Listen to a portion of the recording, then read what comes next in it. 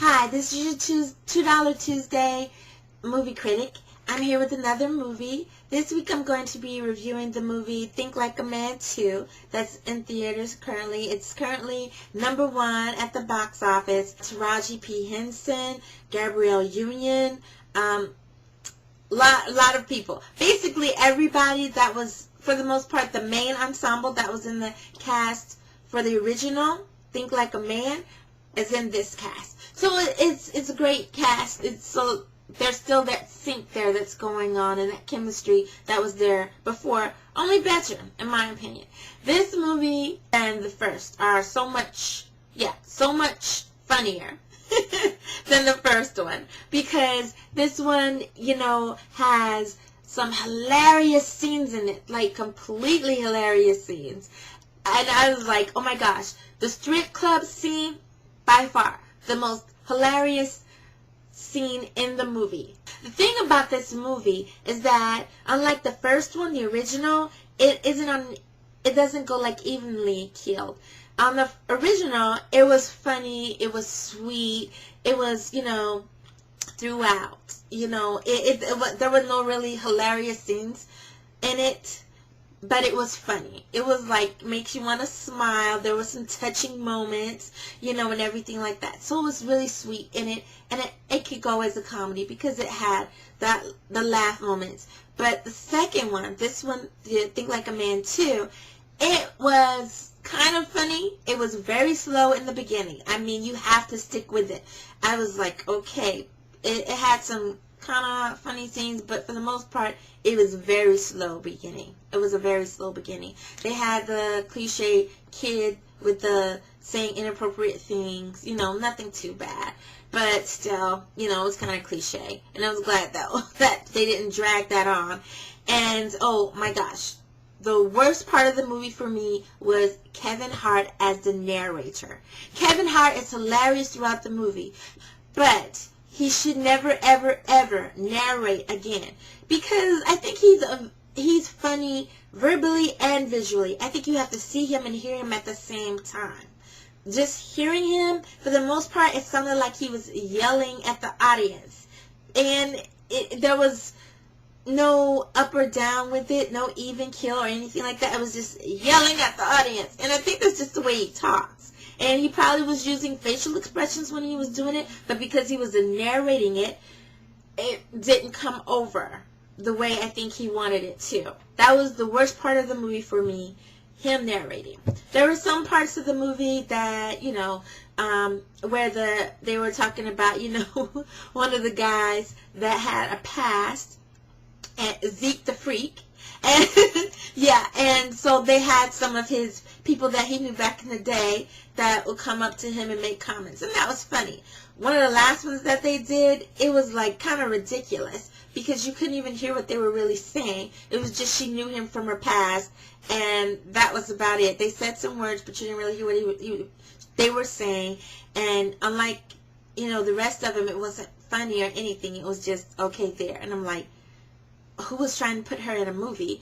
Not that she didn't do a good job, but it was kind of like out of place. I don't think it should have been in the movie at all because there was nothing to it. And, other than that, love the cameos they did. They had Ronnie Bell. He did a cameo when the girls were doing their video. I wish they had done another song other than Poison. Yes, it is one of those iconic songs of the 80s, and yes, most people that know Belle Biv DeVoe's songs, they know that song is top, and they know the words, like myself, know the words from beginning to end. But the song is so degrading to women, and so, I wish, if they want to pick a Belle Biv DeVoe song, do me, hello. But anyway, that's neither here nor there, but they picked a song. They did a good song with on the lip syncing, and it was funny. It was funny too. But strip scene, hands down, funniest scene, strip club scene rather, hands down, funniest scene in the movie. So crazy. Alright, so, yeah, I would recommend that you go see it. You will have a good time. Go in a group, go alone. You will have a good time, and you will laugh. I promise you that. You will laugh. comedy, and it deserves to be #1 right now. Like Jennifer Lewis and Dennis Haysbert that were in there. Jennifer Lewis, of course, was the mother-in-law from the original, and she did an excellent job. They didn't have her so much in there as they did in the original, but she made herself known. She did a good job, and Dennis Haysbert also did an excellent job in the small part he played, but he played it to the nines, and he was great. Also, a cameo was done by Floyd Mayweather, and I want to tell some people now, so you won't have to feel silly like I felt silly afterwards. There's the scene where Gary Owen, he's talking to his son, and he does this imitation of Ray Lewis. Now, at the time, I was like, who's Ray Lewis, and what is this? Even though it was cute as heck, you know, or cool. It was more cool than cute. But it was, especially after when he explained it to his buddy. You know, he was imitating Ray Lewis. And so I was like, who is Ray Lewis? I really could not figure out who he was. So I had to go home and Google it later. And some of you are already saying Ray Lewis, the football player for the Ravens. And I saw them play in the Super Bowl, but I am not a football fan. So, no. And there are going to be some people like me. So I'm telling you now, Ray Lewis is one of the best players in the NFL, and I only know this because I Googled it, so, and he's also what they consider a top leader, even though he's not the quarterback of the Ravens, but he is a top leader of the Ravens. He's a linebacker, but, you know, I was looking at some of his motivational stuff, really cool guy, from what I saw on Google and on YouTube. So, anyway, so when you see that scene, and some of you that may be like me, who's Ray Lewis, now you know. So you don't have to Google it later. And it's a really cool impression. Very, very cool, that scene. Anyway, that was the movie. Parents, just so you know, there is some cursing in the movie, but there's not a lot. It really isn't. It's very mediocre. The females actually do more cursing than the guys. And the thing that bothered me about their cursing was that they kept calling each other the B word. And I'm like, seriously, ladies? Have we not passed that? And I found that very cliche because it seems like that's how it is now. Females are always calling each other the B word as, you know, compadres, a term of endearment. And it's not a term of endearment, but I'm not going to get all preachy on you. That's what I think. So, yeah.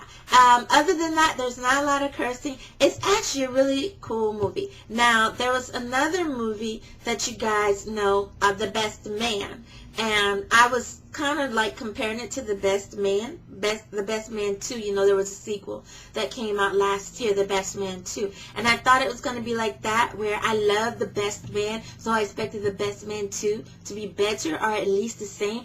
And I did not like it. And one of the reasons I didn't like it was because Terrence Howard, his character, was so raunchy and so crass.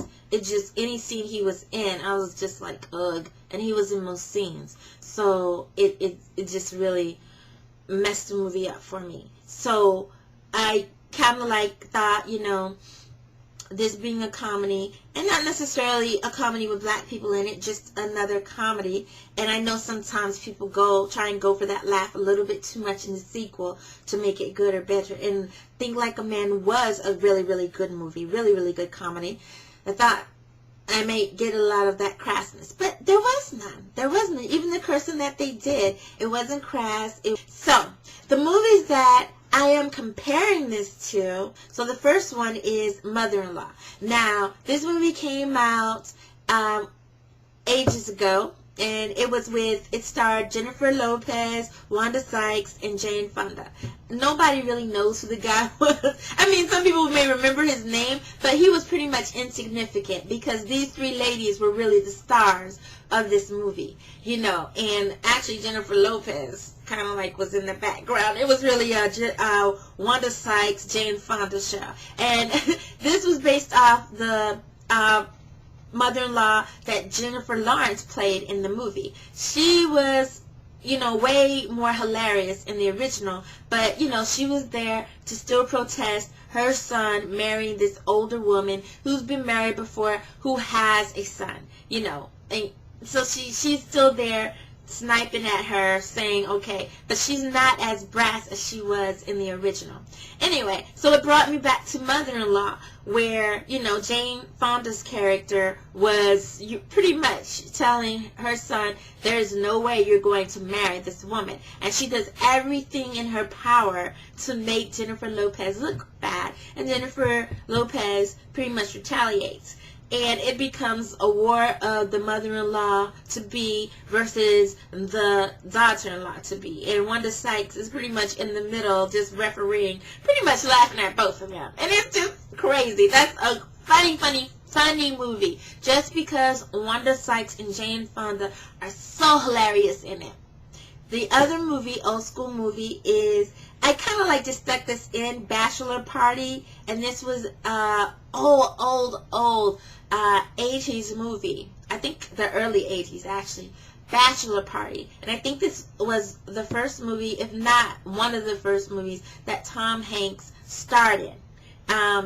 He was very, very funny. This movie is not, I won't say it's hilarious because it's not, but it has a lot of crazy scenes where the bachelor, the best man is trying to make the best bachelor party he can for Tom Hanks' character who's going to be married. And the bride-to-be, she just asked her, groom-to-be, the only thing I don't want you to do is, sleep with anyone.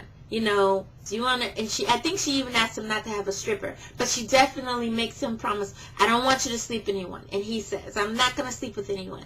And it ends up being a whole bunch of crazy stuff that happens.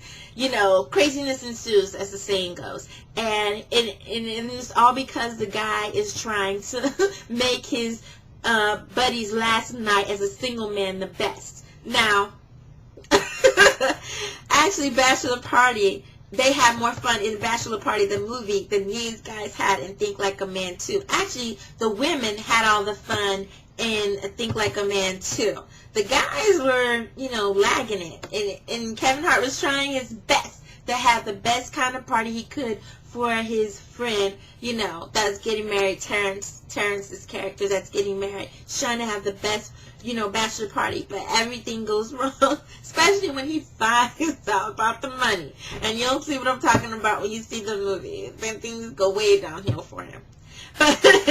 So, yeah. And so Bachelor Party is the one when I thought about the guys, but the guys didn't have half as much fun as those guys did in in the Bachelor Party. Oh yeah, and there's this funny scene in Think Like a Man 2 where just remember ball and chain. So funny, and it's not necessarily what happens, it's what's said about what happens. It's like one of those jokes. Every time I think about it, I laugh, and you'll see it. You'll know what I'm talking about. Think ball and chain. Anyway. So I think that those are my old school movies that kind of made me think, or that I compared to Think Like a Man 2. And you may have your own that you think are better than mine. So please let me know at the bottom of the screen. Give me your comments. I really appreciate them. And let me know how I'm doing. This is only my second time. One of the things I'm going to add, I'm going to start coming on about 2 times a week, is I'm going to start adding soundtracks. Because, I love movie soundtracks. So I'm going to start that later on in the week. So, if you have any soundtracks you'd like to recommend or you'd like me to preview, let me know. And I have a few, some old school, some new, and that you may like to listen to, and I'll let you know about those. So I hope you enjoyed it. And my final recommendation, it's great. Go see the movie. You will laugh. Especially at the strip club scene. And let me know what you think. All right.